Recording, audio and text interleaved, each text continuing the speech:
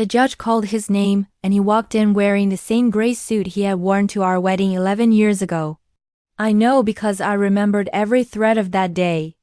I had replayed it so many times in the months before that courtroom that it had become something worn down and thin, like a photograph handled too many times. He did not see me at first.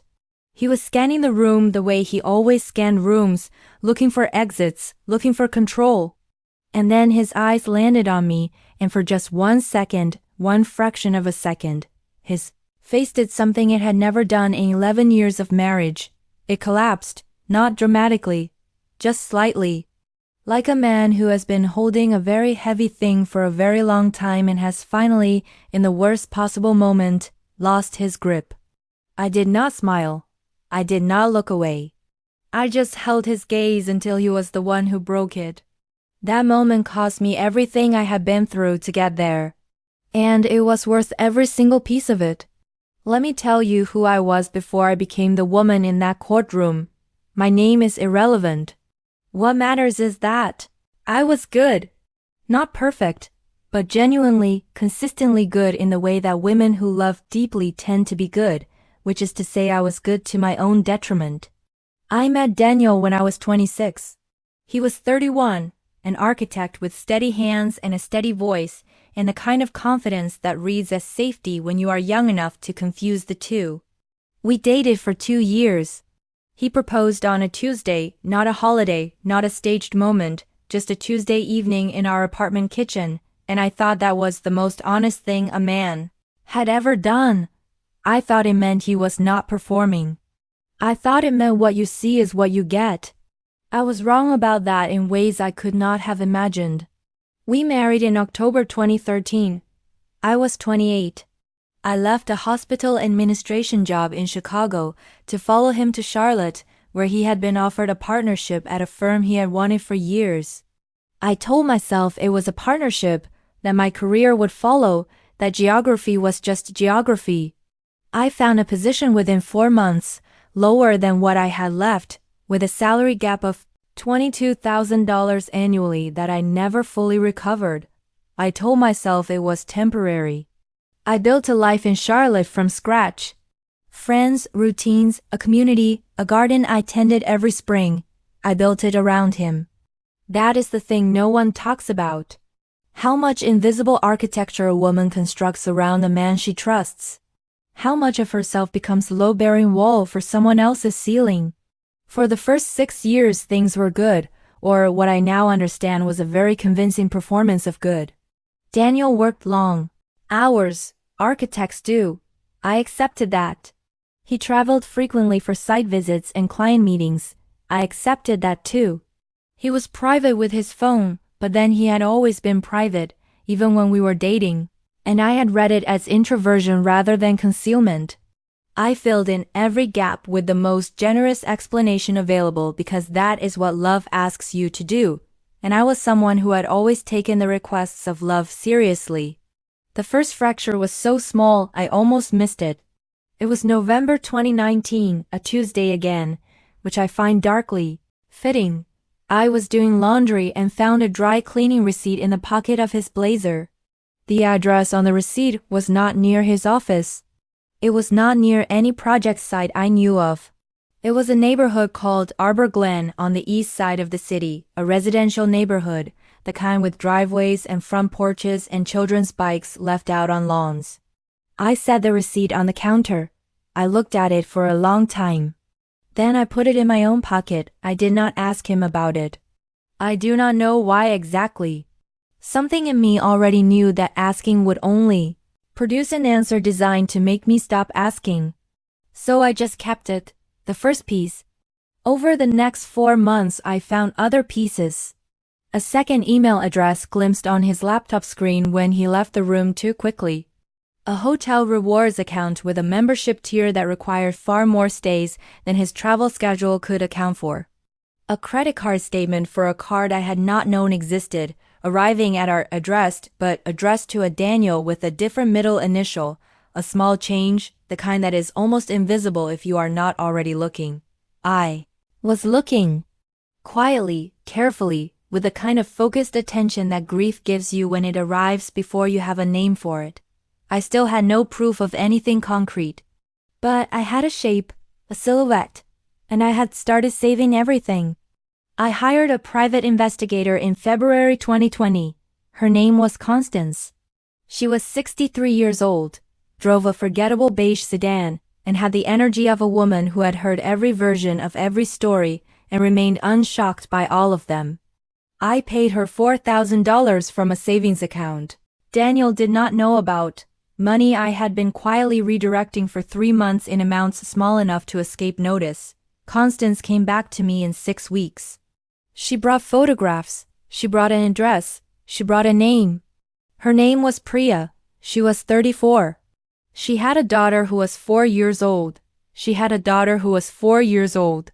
I have to say that twice because the first time I read it, I went somewhere else entirely for several minutes. When I came back, I was different. Not broken, different, calcified in a way that would take me a long time to fully understand, but that I now recognize as the beginning of my survival. The daughter's name was Mira. Constance had confirmed, through records she was legally able to access, that Daniel was listed on the birth certificate. He had a biological child with another woman. He had been maintaining a parallel life, a parallel home, a parallel identity, for a minimum 5 years of our 11-year marriage. The apartment in Arbor Glen was leased under that alternate middle initial. He paid the rent, the utilities, the private preschool tuition. He spent every other weekend there. He had a drawer in that apartment, Constance told me, with his things in it. He had a toothbrush. He had a life. And he had come home to me every Monday morning and kissed me on the forehead and asked what I wanted for dinner. I want to tell you that I fell apart completely. I want to tell you that I screamed or wept or threw something, but the truth is I went very quiet. The kind of quiet that has a texture to it. I sat in my car in the parking garage of my office building and I read Constance's report 3 times. Then I called a divorce attorney. Then I drove home and made pasta and asked Daniel about his day and listened to him answer and said nothing at all about what I now knew. That was a Wednesday. I had work to do before I was ready to end it. My attorney, a woman named Veronica who wore reading glasses on a gold chain and spoke in complete declarative sentences, told me exactly what I needed. She told me that North Carolina was an equitable distribution state, that a documented case of marital misconduct, including the financial diversion of marital assets to support a secondary household, could significantly impact the division of property. She told me to gather 12 months of financial records if I could. I gathered 18.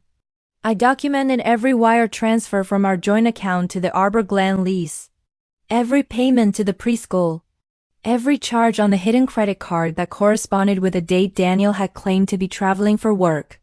I cross-referenced his calendar with Constance's surveillance logs. I built a document so thorough, so precisely organized, that Veronica looked at it and said, I have been doing this for 22 years, and this is one of the cleanest cases I have ever been handed. I said, I have been a hospital administrator for 15 years. Organization is what I do. She almost smiled. I filed in September 2020. Daniel was served at his office. I was at work when it happened, which was intentional. I did not want to be home. I did not want to see his face when he understood what was coming. I wanted distance and documentation, not drama. He called me 11 times in 2 hours. I let every call go to voicemail. That evening I had already arranged to stay with a friend. I had moved the essential documents, financial records, and personal items I could not replace 3 days earlier while he was at a site visit.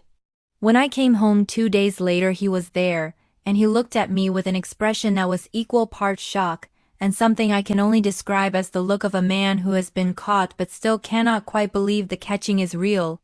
He started to speak. I handed him the card for my attorney and told him all future communication would go through her.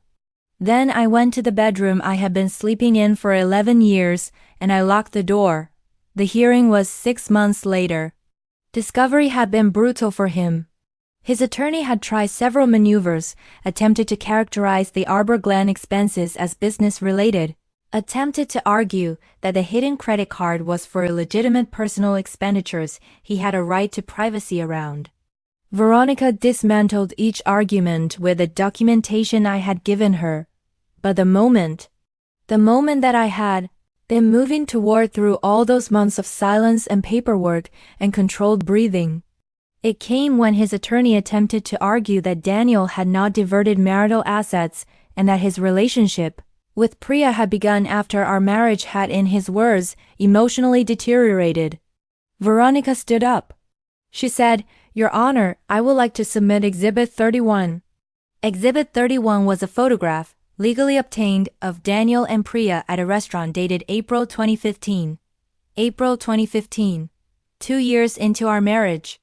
2 years after I had left my career and my city for him." The room went very still. I watched the back of Daniel's neck go red. I watched his attorney lean in and whisper something urgent. I watched Daniel shake his head slightly and look down at the table. He had no room left. The evidence had eaten every exit. The judge awarded me the marital home, which we had purchased together in 2016 for $420,000 and which had appreciated considerably. She awarded me a share of his pension and retirement accounts reflective of the years of marriage. She noted in her ruling the documented pattern of financial misconduct and awarded me a sum in damages that covered, with painful irony, almost exactly what I had lost in salary over the years I had deprioritized my career to support his. I am not going to tell you the exact number. I will tell you it was enough. It was enough for me to breathe differently when I left that courtroom. Daniel lost the partnership at his firm within 4 months of the ruling. The case had become known in the way that cases in a professional community do, quietly and thoroughly.